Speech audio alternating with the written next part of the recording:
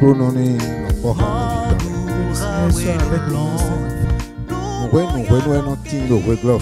chose a son temps dans ce monde.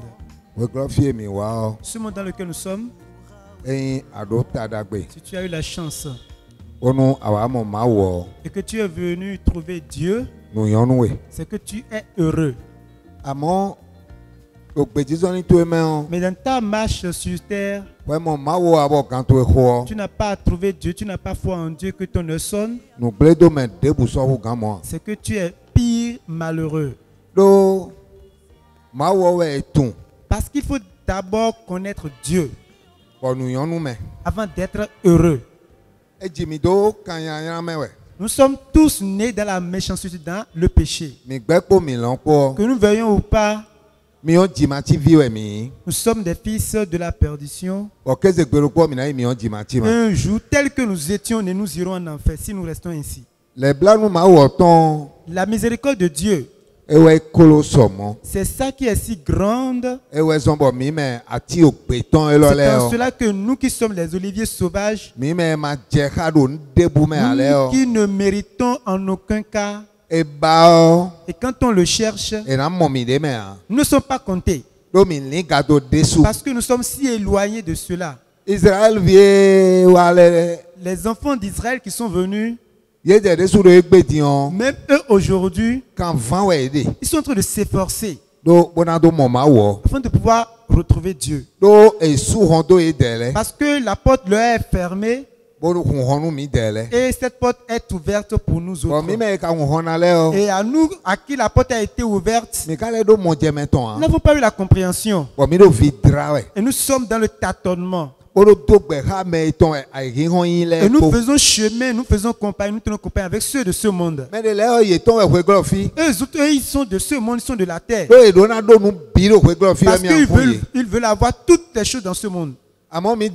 Mais quant à nous autres, nous avons eu la chance que nous sommes venus trouver Dieu. Et qui avons eu la chance de répondre à l'appel de Dieu. Et que nous avons eu la chance maintenant à ce que le redempteur de Christ se réalise sur nous. Nous devons nous expliquer, nous allons nous expliquer cela toujours et chaque fois. Que nous ne sommes plus de ce monde. C'est pour cela tu vas souffrir dans ce monde. Tu auras souffrir n'importe comment dans ce monde. Parce que c'est comme si tu es un étranger, tu n'es pas dans ton propre pays. Si tu te trouves dans le pays d'autrui, si on te fait quelque chose, c'est gratuit, c'est fini, tu n'as pas de compte à rendre à qui. C'est la raison pour laquelle en ces moments-ci, nous devons nous faire comprendre certaines choses. Et que le Seigneur nous vienne en aide. Alors là, nous allons prier et commencer le travail. Seigneur Jésus-Christ, le Dieu de vie. C'est toi qui as créé les cieux et la terre. Tu as créé les arbres. Tu as créé le soleil et la lune. Avec tout ce qui s'y renferme. Tu as créé l'homme à ton image. Et l'homme a perdu le chemin. Aujourd'hui maintenant, tu nous as encore retracé un nouvel chemin. Et quand si l'homme prend maintenant ce chemin, ce qui était gâté pour lui, tout serait restauré. Que le Seigneur soit avec nous. Et que cela en soit ainsi. Le peu de travail que nous avons eu à faire aujourd'hui, cela est intitulé courir de manière à remporter. Courir de manière à remporter le prix. Courir de manière afin de pouvoir remporter le prix. Cela est extrait de l'épître à Paul aux Corinthiens. Comme nous n'avons pas eu beaucoup de temps, nous allons lire juste un seul verset et commencer notre travail. Afin d'après aborder les autres versets. Que le Seigneur Jésus nous en aide. Verset 24. Le 24e verset, j'aimerais qu'on me lise. Ne savez-vous pas que ceux qui courent dans le stade courent tous, Mais qu'un seul remporte le prix, courez de manière à le remporter. Jésus-Christ. Seigneur Jésus-Christ, nous te remercions. La raison pour laquelle tu nous as encore donné ta parole. Et à travers ta parole, tu nous accordes la victoire. Et dans notre victoire, la porte de la vie éternelle nous est ouverte. Seigneur Jésus, sois avec nous. Ce que nous allons à dire, que ton inspiration descende. Seigneur, que cela en soit ainsi. Au nom de Jésus-Christ. Nous avons dit, courez de toutes les manières, afin de pouvoir remporter le prix. Le monde dans lequel nous sommes, c'est la seule fois que l'on vient, et c'est ça que tu es déjà venu. Ce qui reste, tu vas encore quitter ici. Et quand tu vas quitter ici, la seule fois que tu vas quitter ici, et plus jamais tu ne reviendras plus ici. Alors là, ne perds pas du tout ton temps. Ne permets pas à ce que ton cœur soit gagné par ce monde. Si ton cœur est gagné par ce monde, ce qui arrive, ce qui est de devant là-bas, ce qui est devant pour toi là-bas, tu vas tous les méconnaître. Alors il n'y a pas de bonnes choses dans ce monde. Toutes les choses que tu vois, ce sont des choses qui vont attirer ton âme en esclavage. Rien que ces choses-là. Et ces choses-là que tu es venu voir dans ce monde, tu vas les laisser tous un jour. Il y a une seule chose qui est capitale. Et cette chose qui est capitale, c'est cela qui est la vie de l'âme. La vie de l'âme. Si ton âme a la vie dans ce monde, c'est que tu es heureux. Le corps, lui, il aime ce monde. Parce que le diable qui est en train de malmener, de maltraiter les gens, il a déjà eu à maltraiter, à faire souffrir tout le monde. Et la chair ne désire que les choses de ce monde. Ce sont les choses de ce monde que elle désire, la chair. Alors que c'est l'âme qui est sincère, qui est la chose la plus capitale. Cette âme est allée maintenant se cacher dans le corps. Elle n'a rien maintenant. Il n'y a rien que tu pourras faire maintenant en ce qui concerne l'âme pour que le corps ne le sache pas. Le sauveur qui nous a envoyé et qui a fait l'œuvre rédemptrice, c'est l'accompli. Qui a fait l'œuvre salvatrice pour nous. C'est seulement lui qui peut nous sauver du monde. C'est en cela que Hébreux chapitre 12, verset 1er. Hébreux chapitre 12, au premier verset, il nous dit quelque chose. Et que nous allons ensemble méditer. Verset 1er. Le premier verset. Nous donc aussi, puisque nous sommes environnés d'une si grande nuée de témoins,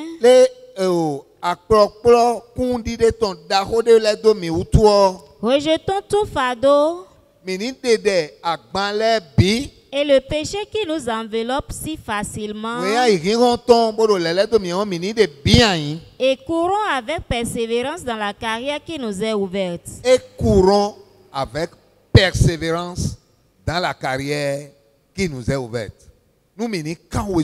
Que nous courions avec persévérance dans la carrière qui nous est grandement ouverte.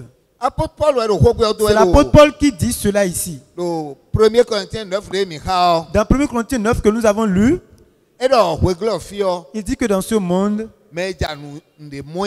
quelqu'un qui voudra recevoir quelque chose, qui voudra recevoir quelque chose de précieux, tous sont confrontés parce qu'ils doivent d'abord lutter avant de l'avoir, avant de pouvoir la posséder.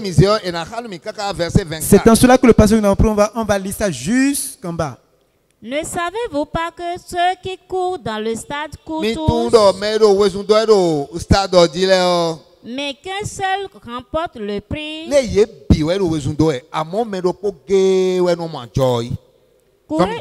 Courez de manière à le remporter.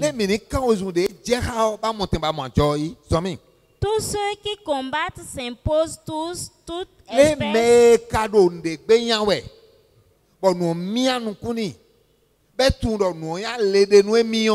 d'abstinence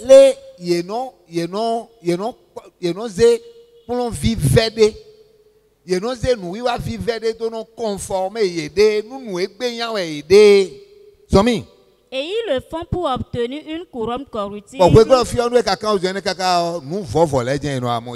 Mais nous, faisons-le pour une couronne incorruptible. Moi donc, je cours, non pas comme l'aventure, je frappe, non pas comme battant l'air, mais je traite durement mon corps.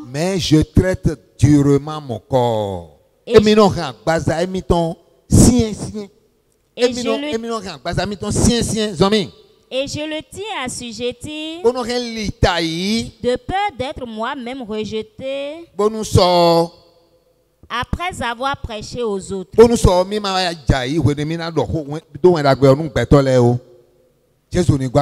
le Seigneur nous vienne en aide. Nous sommes au dernier temps. Il y a pas mal d'avertissements qui nous sont. Pas mal d'avertissements. Si nous allons continuer, l'œuvre va partir. Nous allons dire maintenant quelles sont les choses que nous allons tenir. Qu'est-ce que nous pouvons garder afin de pouvoir maintenant mener bien la course. Et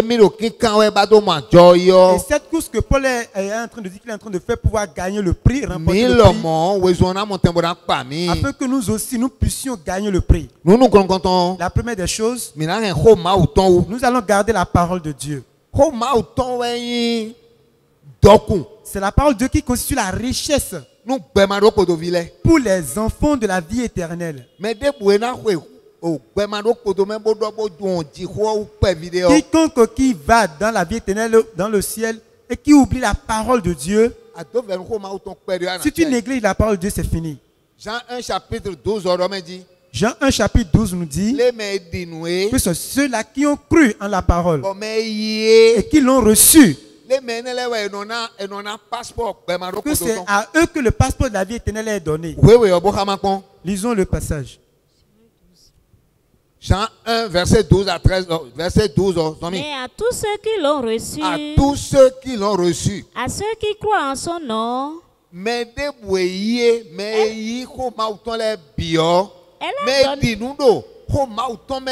tous ceux-là qui ont reçu la parole et qui ont cru en la parole, elle a donné le pouvoir de devenir enfant de Dieu.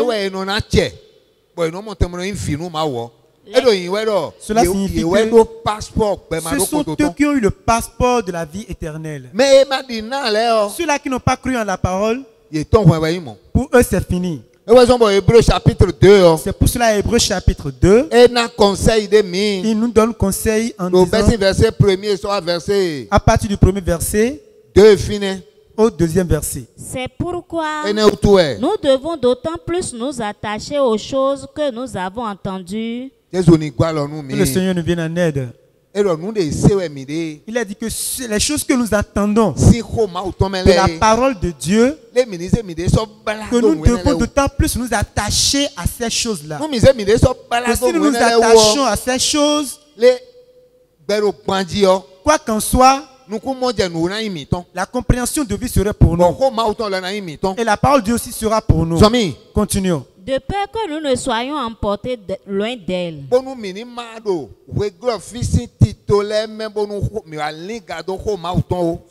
Car si la parole annoncée par des anges a eu son effet,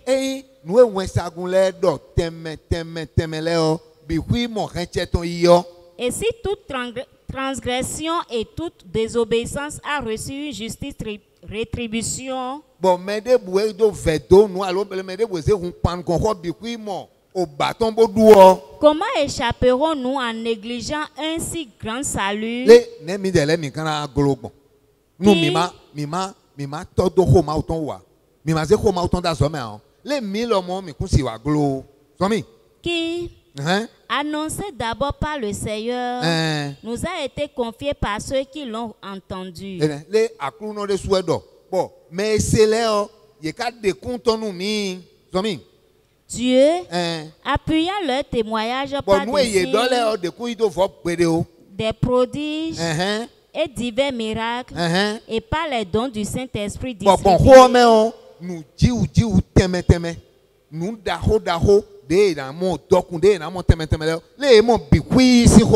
Selon sa volonté. Le Seigneur nous vient en aide. La deuxième chose, nous allons garder la foi.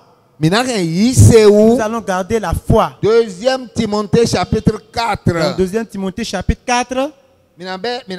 Verset 3. Nous allons commencer par lire à partir du 4e verset. Car il viendra un temps où les parce que nous nous approchons à un moment et le moment où nous approchons, la parole de Dieu n'aura plus de valeur devant les hommes. Continuons. Ne supportera pas la saine doctrine. Mais ayant la démangeaison d'entendre des choses agréables,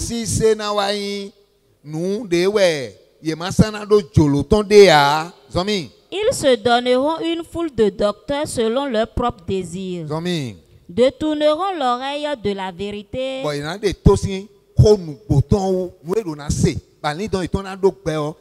vont attendre pour pouvoir être sauvés. Ils vont négliger ça. Ils vont négliger ce à quoi ils doivent s'attacher pour être un enfant de Dieu authentique. Et se tourneront vers la fable.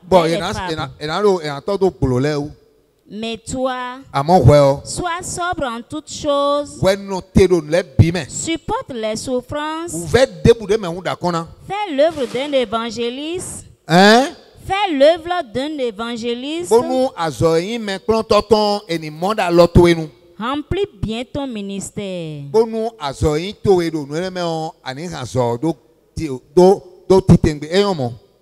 Verset 5. Verset 5. Que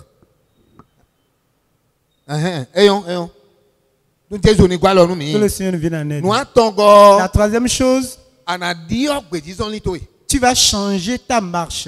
Paul l'avait changé. Il nous demande aussi à nous autres de la changer. Que nous devons avoir une nouvelle marche. Philippiens chapitre 3. Dans Philippiens chapitre 3. Verset 7. Nous allons commencer à partir du 7e verset. Philippiens 3, verset 7. Et donc, ça dit, toi, que de t'épargner, enlève tes yeux des choses qui sont de ce monde. Et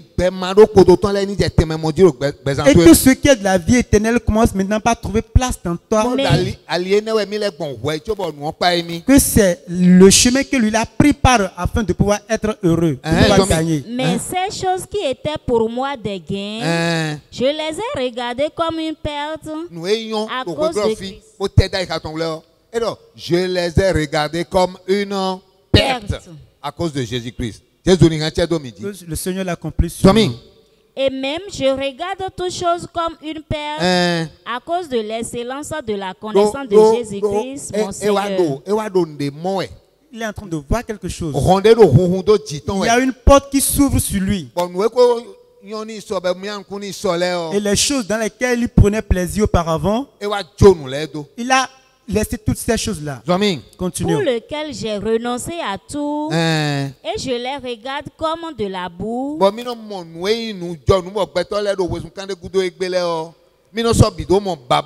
Afin de gagner Christ.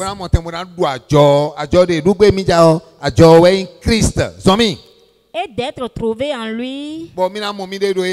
Non avec ma justice, celle qui vient de la loi, mais avec celle qui s'obtient par la foi en Christ, la justice qui vient de Dieu par la foi.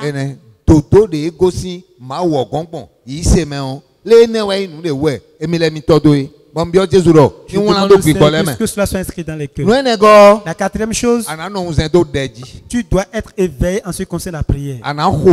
Tu vas prier. Tu vas prier. Ephésiens 6, verset 18. Ephésiens 6, le 18e verset. Ephésiens 6, verset 18. Faites en tout temps par l'esprit toutes sortes de prières et de supplications. Et donc, en tout temps par l'esprit. En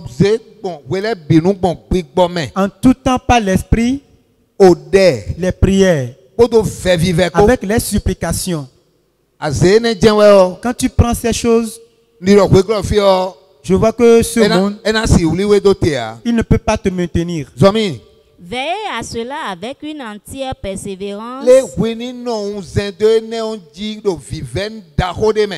et priez pour tous les saints. C'est en cela que je demande au Sauveur des âmes, le Créateur du ciel et de la terre, que cela s'accomplisse sur nous. Que si nous pouvons garder la prière, que nous sommes attachés à la parole de Dieu, je crois que, quel que soit ce que le malin aura fait, tout ira en vain. Tout ira en vain. Et celui qui est dans la course, il aura de la force pour bien courir. Si tu n'as pas eu de la force, tu ne peux pas courir. C'est pour cela que la personne doit avoir la force de courir. Et c'est pour cela que Paul l'a dit. Il a dit courez de manière à le rattraper. Ne cours pas comme un insensé. Ne cours pas comme un ignorant. C'est terrain et cours comme cela se doit. Et là, le Seigneur va te tracer le chemin avec toi. Que le Seigneur agisse dans la vie. Au nom de Jésus-Christ. Nous allons prier. Seigneur Jésus-Christ, le Père qui donne la vie, le Père qui prend soin de nous, ses enfants, celui qui a accepté de se sacrifier pour nous, viens agir dans la vie, viens agir dans le cœur. Seigneur éternel, sans toi nous ne pouvons rien faire. Que ta miséricorde agisse, que ta grâce descende, afin que ta victoire soit pour nous. Père, que cela soit ainsi, au nom de Jésus-Christ.